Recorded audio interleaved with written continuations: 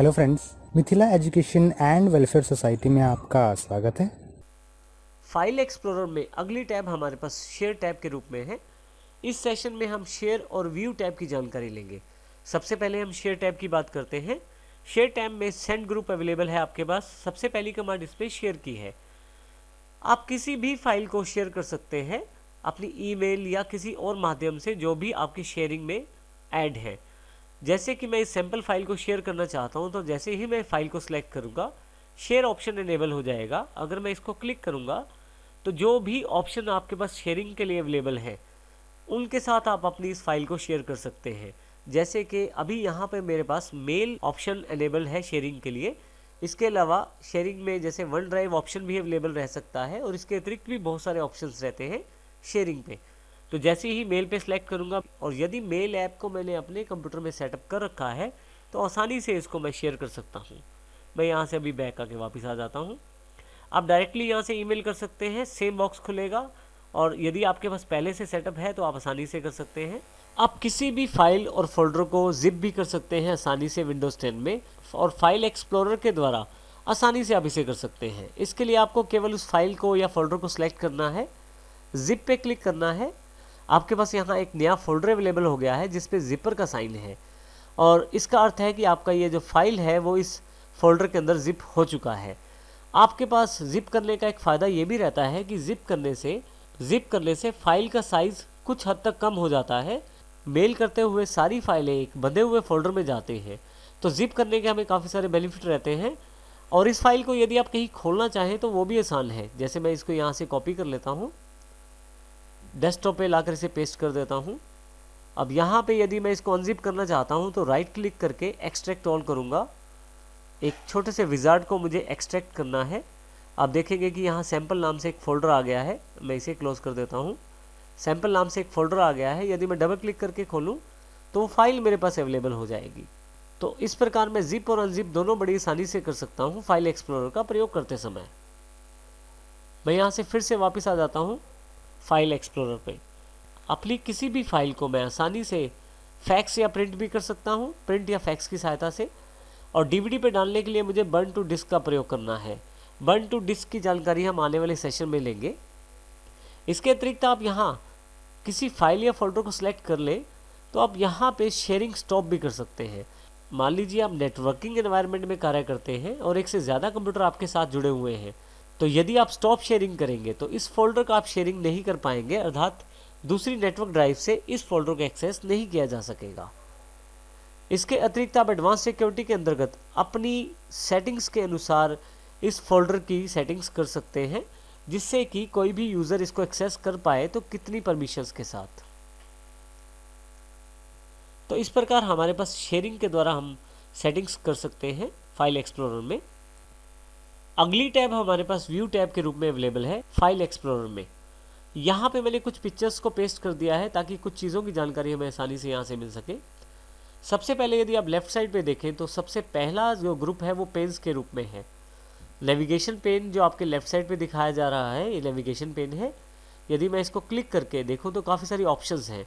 यदि मैं navigation pen को ऑफ कर दूँ तो यहाँ से ये पेन हट जाएगा। आप डायरेक्टली डबल क्लिक करके किसी भी फोल्डर या फाइल को एक्सेस कर सकते हैं। दोबारा क्लिक करने पर नेविगेशन पेन चेक करने पर फिर से ये नेविगेशन पेन अवेलेबल हो जाएगा। नेविगेशन पेन का आप साइज़ बड़ा और छोटा कर सकते हैं अपनी आवश्यकता अनुसार। इसके लिए माउस यहाँ बॉर्डर के बीच में रखें, लेफ़्ट या राइट साइड की तरफ मूव करें तो आपके पास नेविगेशन पेन का एरिया बढ़ जाएगा। इसके अतिरिक्त आप यहाँ से प्रीव्यू पेन को ऑन कर सकते हैं। प्रीव्यू पेन पे क्लिक करते ही यहाँ पे राइट हैंड साइड पे एक बॉक्स अवेलेबल हो गया है। हालांकि अभी मैंने किसी फाइल को सिलेक्ट नहीं किया है, इसलिए कोई भी प्रीव्यू अवेलेबल नहीं है। जैसे ही यहाँ मैं किसी फाइल को क्लिक करता हूँ उसका प्रीव्यू मुझे यहाँ मिलना शुरू हो जाता है। डिटेल्स पेन पे क्लिक करते ही मुझे उस पर्टिकुलर फाइल की पूरी डिटेल्स अवेलेबल हो जाती है। जैसे जो पिक्चर मैंने क्लिक किया है उसका type of file PNG file है, कौन सी डेट पे ये खींचा गया, डायमेंशंस क्या है, साइज़ क्या है, और इस तरह की काफ़ी सारी छोटी छोटी जानकारी आपको मिलती है। आप डिटेल्स पेन और प्रीव्यू पेन को जहाँ से क्लिक करके इनेबल करते हैं वहीं से आप इनको डिसेबल कर सकते हैं, अर्थात यहीं से आप इनको हटा भी सकते हैं। नेक्स्ट ग्रुप जो अवेलेबल है वो लेआउट के रूप में है। आपके पास जो आइकॉन्स या लिस्ट दिखाई जा रही है नीचे, फाइल्स या फोल्डर्स की उनकी आइकॉन सेटिंग कर सकते हैं आप यहाँ से। जैसे एक्स्ट्रा लार्ज आइकॉन क्लिक करने पर आपके पास पहले से ही बड़े बड़े आइकॉन देने शुरू हो गया है आपके पास फाइल एक्सप्लोरर। इसका अर्थ यह है कि अब आपको शायद प्रीव्यू पेन और डिटेल्स पेन की आवश्यकता नहीं है। कुछ हद तक आपको जानकारी एक्स्ट्रा लार्ज आइकॉन ही अवेलेबल करवा देते हैं कि पिक्चर में क्या है और किस प्रकार की ये पिक्चर है। इसके अतिरिक्त स्मॉल आइकॉन्स का अर्थ है छोटे छोटे आइकॉन्स में जानकारी देना। टाइल्स में छोटे प्रीव्यू अवेलेबल रहते हैं आइकॉन्स के रूप में। लार्ज आइकॉन में लार्ज आइकॉन्स अवेलेबल रहेंगे। लिस्ट में एक लिस्टिंग अवेलेबल हो जाएगी। यदि आप कंटेंट पे क्लिक करें तो आपको फाइल और फोल्डर्स के साथ अतिरिक्त जानकारी भी देनी शुरू हो जाएंगे यहाँ पे कंटेंट के रूप में, जैसे कि डेट मॉडिफाइड और जेपीजी फाइल है या साइज़ क्या है। मीडियम आइकॉन जो है वो मीडियम साइज़ दिखाएंगे आपकी पिक्चर्स, आपकी फाइल्स और फोल्डर्स का। डिटेल्स में आपको स्पेसिफिकली डिटेल दी जाएगी हर एक फाइल या फोल्डर के बारे में, यहाँ पे अलग अलग कॉलम बनाकर, जैसे name wise, date modified, type और साइज़। यहाँ किसी भी कॉलम पे क्लिक करके आप आसानी से इन चीज़ों को सॉर्ट कर सकते हैं। जैसे डेट वाइज में सॉर्ट कर लेता हूँ या टाइप वाइज अपनी फाइल्स या फोल्डर सॉर्ट कर लेता हूँ, और यही कार्य मैं साइज़ वाइज भी कर सकता हूँ। अगला सेक्शन करंट व्यू का है। जैसा कि मैंने बताया, आप सॉर्टिंग यहाँ से भी कर सकते हैं और सॉर्ट बाय इस कमांड का प्रयोग भी कर सकते हैं। जैसे नेम वाइज सॉर्ट चाहता हूँ तो नेम पे क्लिक कर देता हूँ, नेम वाइज सॉर्टिंग हो जाएगी, यानी कि ए से लेकर जेड की तरफ। और दोबारा क्लिक करें तो यहाँ पे और भी काफ़ी सारे ऑप्शन हैं जिनका आप प्रयोग कर सकते हैं। नीचे असेंडिंग और डिसेंडिंग ऑर्डर भी आप चूज़ कर सकते हैं। जैसे मैं डिसेंडिंग चुन लूँ तो देखिए जेड से ए की ओर आपकी सॉर्टिंग हो जाएगी। जैसे यहाँ एस अल्फ़ाबेट की तरफ से फाइलें पहले हैं और डी वाली बाद में हैं। मैं असेंडिंग में फिर से वापस ले आता हूँ। कई बार आपकी फ़ाइलें अलग अलग टाइप की रहती हैं और आप उनको इकट्ठा करके देखना चाहते हैं। जैसे आप चाहते हैं कि सारी पिक्चर्स की फाइल्स अलग हो, सारी म्यूज़िक की फाइल्स अलग हो, सारी वीडियो या ऑडियो की फाइल्स अलग हो। उसके लिए आप ग्रुप बाय कमांड का प्रयोग कर सकते हैं।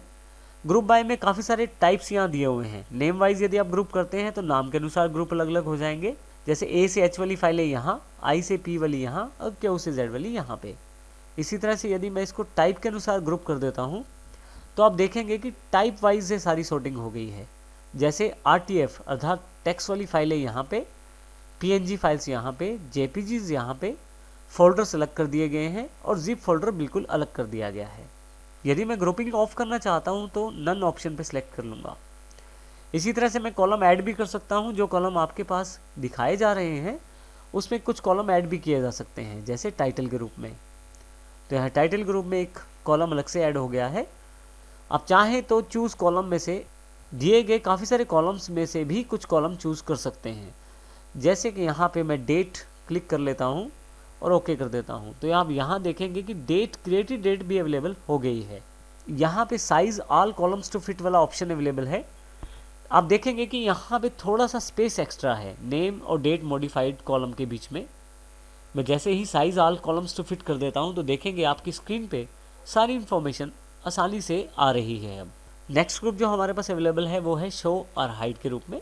यदि आप यहाँ ध्यान दें तो आपके पास काफ़ी सारे फाइल्स और फोल्डर्स हैं। यदि आप चाहते हैं कुछ फाइल्स या फोल्डर को सिलेक्ट करना और बाकी को छोड़ना तो आप आइटम चेक बॉक्सेस का प्रयोग कर सकते हैं। जैसे ही मैं क्लिक करता हूँ, यहाँ आप जिस फाइल या फोल्डर के आगे माउस लेके जाएंगे उसके पास छोटा सा एक चेक बॉक्स दिखाई देगा। यदि मैं क्लिक करना चाहूँ तो आसानी से क्लिक कर सकता हूँ। इस प्रकार से मेरी 3 आइटम्स यहाँ सेलेक्ट हो गई हैं। सबको इकट्ठा सेलेक्ट करना हो तो नेम के साथ में ऊपर की तरफ एक चेक बॉक्स अवेलेबल है। क्लिक करते ही सारे सिलेक्शन में आ गए हैं, और यदि मैं दोबारा अनचेक करूं तो फिर से सारे सिलेक्शन हट गई हैं। यहाँ से यदि मैं आइटम चेक बॉक्सेस को अनचेक कर दूं तो ये सेटिंग ऑफ हो जाएगी। फाइल नेम एक्सटेंशन भी मैं यहाँ क्लिक कर सकता हूँ। फाइल नेम एक्सटेंशन पे क्लिक करते ही आपके पास हर फाइल के पीछे उसकी एक्सटेंशन भी दिखाई जाएगी। जैसे यहाँ .jpg, .png और .rtf, साथ में .zip भी है। ऑफ करने पर ये एक्सटेंशन हट जाएगी। जैसे अब यहाँ पे कोई भी एक्सटेंशन नहीं दिखाएगी। अगर आपकी कोई फाइल या फोल्डर हिडन है तो आप यहाँ से हिडन आइटम्स को देख सकते हैं। इसके लिए सबसे पहले मैं एक आइटम हिडन करता हूँ। जैसे मैं सेलेक्ट कर लेता हूँ इंपॉर्टेंट डेटा को, राइट क्लिक, प्रॉपर्टीज़ और हिडन पे क्लिक करके अप्लाई करके ओके कर देता हूँ। अब देखेंगे कि यहाँ पे इंपॉर्टेंट डेटा के नाम से फोल्डर नहीं है, लेकिन यदि मैं हिडन आइटम्स पे क्लिक कर दूँ तो यहाँ पे इंपॉर्टेंट डेटा के नाम से फोल्डर अवेलेबल हो जाएगा, और यदि मैं यहाँ से अनचेक कर दूँ तो फिर से हट जाएगा। यहाँ पे आइटम को हाइड करने का एक तरीका और भी है। जैसे मैं सैम्पल फाइल को क्लिक कर लेता हूँ और हाइड सिलेक्टेड आइटम पे क्लिक कर देता हूँ, तो आप देखेंगे कि वो आइटम भी हाइड हो गई है। हिडन आइटम्स को देखने के लिए आप यहाँ पे क्लिक करें तो आपके पास अब 2 आइटम्स यहाँ पे एक्स्ट्रा अवेलेबल हो गई हैं। अगर आप किसी फाइल को अनहाइड करना चाहते हैं तो राइट क्लिक करें, प्रॉपर्टीज़, हिडन चेक बॉक्स को अनचेक कर दें, अप्लाई और ओके कर दें। आपकी ये आइटम फिर से अनहाइड हो जाएगी। इसी तरह से यहाँ पे मैं इस फाइल को भी प्रॉपर्टीज़, हिडन से अनचेक कर देता हूँ, अप्लाई करके ओके कर देता हूँ। लास्ट ऑप्शन जो हमारे पास ऑप्शंस के रूप में है, आप चेंज फोल्डर और फाइल्स के ऑप्शन को सेट कर सकते हैं। ये बिल्कुल वही ऑप्शन है जो हमने फाइल में इनिशियली सबसे पहले किया था। इस प्रकार से हम फाइल एक्सप्लोरर के सभी ऑप्शंस की जानकारी लेकर फाइल एक्सप्लोरर को एक प्रभावशाली रूप में इफेक्टिव वे में प्रयोग कर सकते हैं।